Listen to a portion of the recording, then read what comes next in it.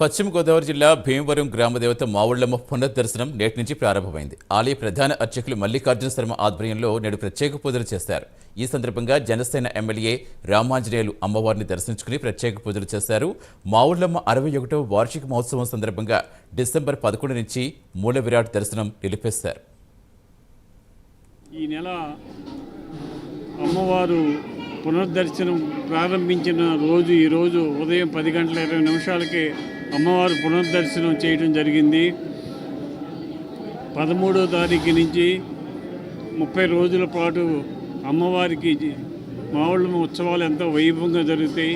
భక్తులందరూ విచ్చేసి అమ్మవారి ఆశీస్సులు పొందాలని, అమ్మవారి ఆశీస్సులు తీసుకొని తీర్థ ప్రసాదాలు తీసుకొని సుఖశాంతులతో ఆయురారోగ్య ఐశ్వర్యాలతో ఉండాలని చెప్పి కోరుకో. 50 కేజీలతోటి బంగారు చీర కార్యక్రమం చేయడం జరిగింది.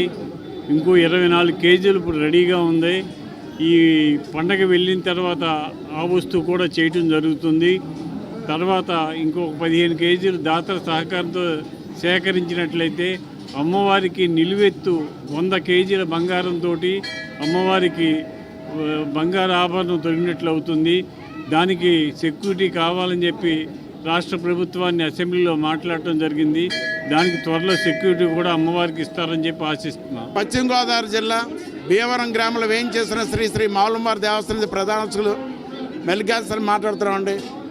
ప్రతి సంవత్సరం కూడా అమ్మవారికి జనవరి నెలలో బ్రహ్మోత్సవాలు చేస్తూ ఉంటాం. దానిలో భాగంగా డిసెంబర్ నెలలో 10వ తారీఖు దాటాక ఒక 15 రోజులు అమ్మవారి ఆలయం మూసివేయటం జరుగుతుంది. దానిలో భాగంగా ఈ నెల 11వ తారీఖున అమ్మవారి ఆలయం మూసివేయబడింది.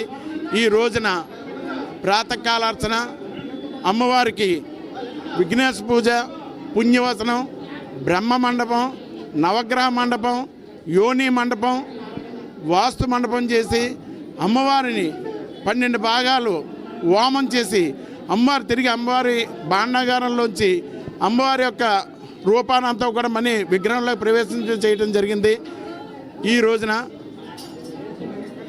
కాబట్టి జనవరి 13 నుంచి ఫిబ్రవరి నెలలో జరిగే 2వ శుక్రవారం రోజున వరకు కూడా ఉత్సవాలు జరుగుతూ ఉంటాయి. దానిలో భాగంగా ఈ రోజున అమ్మవారి పునర్దర్శనం ఇవ్వడం జరిగింది.